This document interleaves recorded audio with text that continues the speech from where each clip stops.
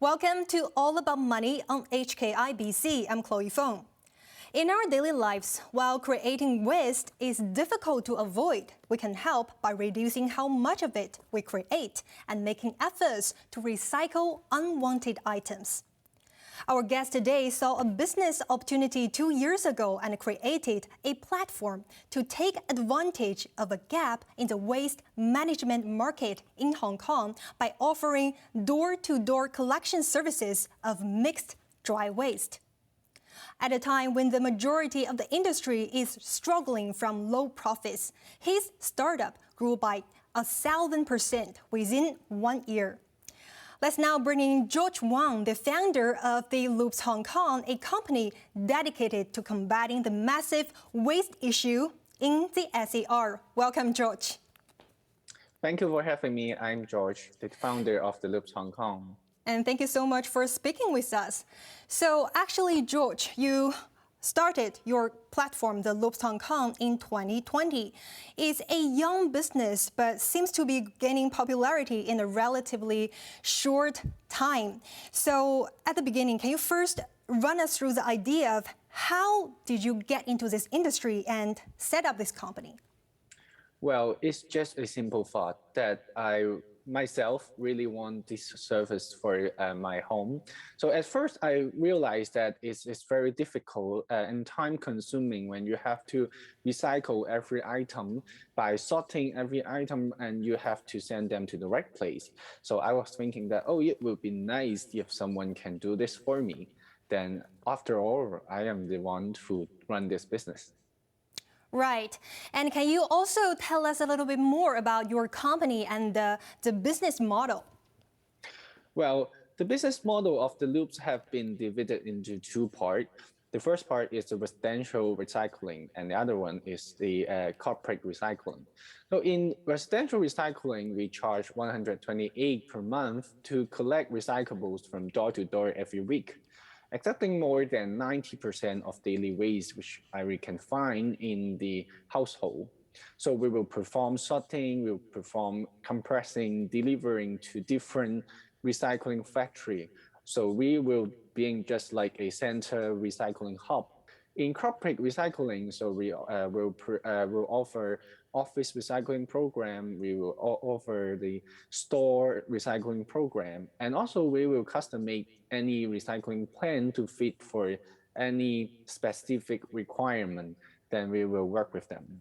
But people who have no idea, he said, I am going to drop this into our rubbish bin, it's cost 0. If put it in your bins, it's called 128. So I think the key is to make people aware the needs of the recycling process. Right, and also to reduce the waste that was being sent to the landfills. And also, you launched an app of the Loops Hong Kong in 2020, March. So can you also tell us a little bit more about how does this app work and what does this app include?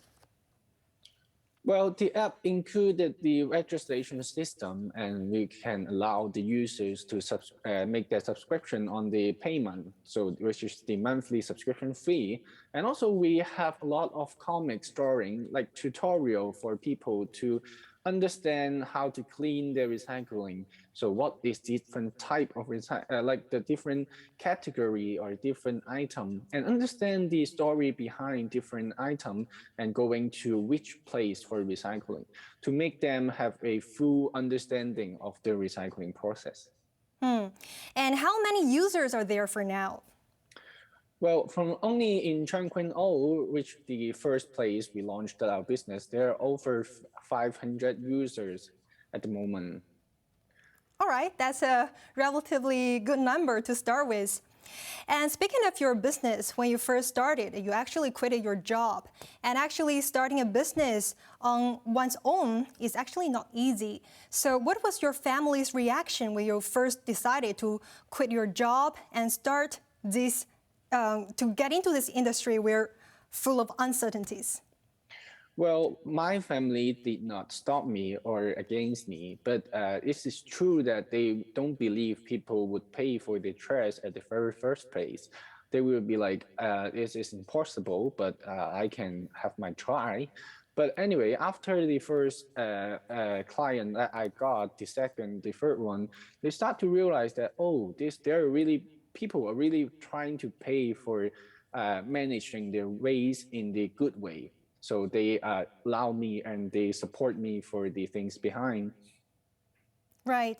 And there might also be a social stigma about the business to, to collect the waste. So how did you manage to break that stigma? It's true that people have a stigma for this item. They don't understand they are for recycling. They just understand they are waste or maybe trash. So at first, some of the security in the apartment really thought this is dirty and shouldn't use the elevator for the residential. So at that point, it really kind of make myself a bit disappointed.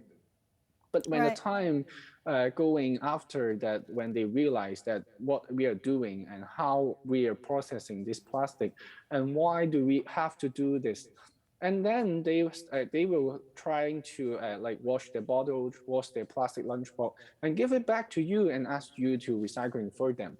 I mean, this change, look into myself, it will be like really a moment that you can see how people react and they train, like they train on the people and see how to push them, how to encourage them to do the recycling. Right. So you mean there's a change about people's attitudes towards this business. And I also wonder, after the tightening of social distancing rules in Hong Kong, when more people are encouraged to stay at home and we're not allowed to dine in at restaurants after 6 p.m. So did you see a rise in your business after the latest outbreak?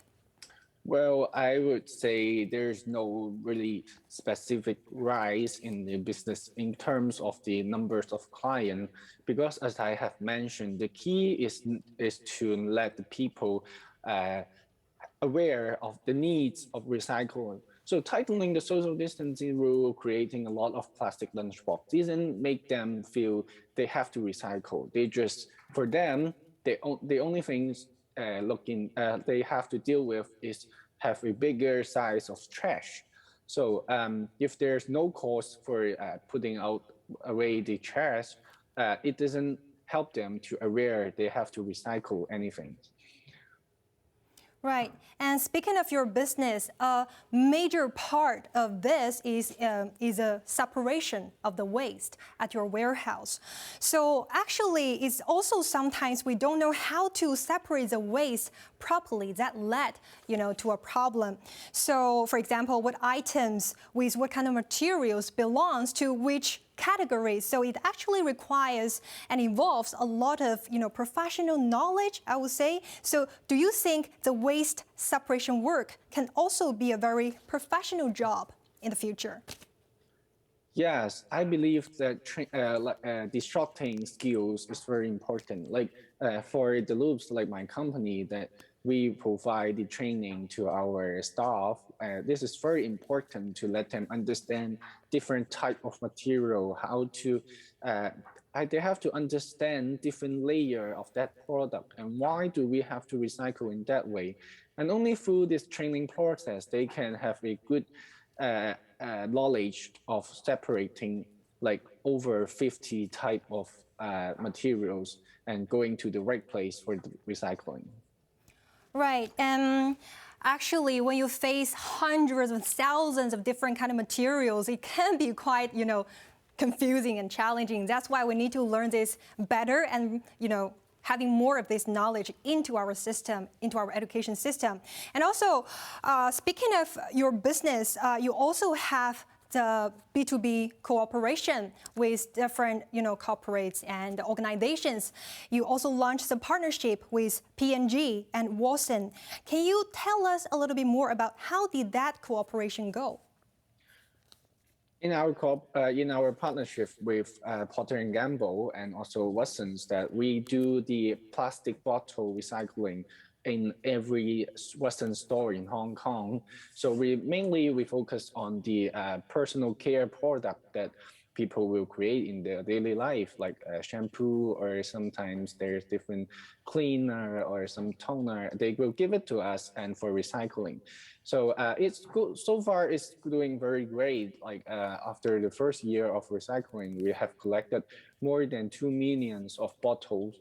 So if you like visualize the height of the 2 million bottles, it will be like 100 times of height of IFC for the first year. I think this is a very good performance.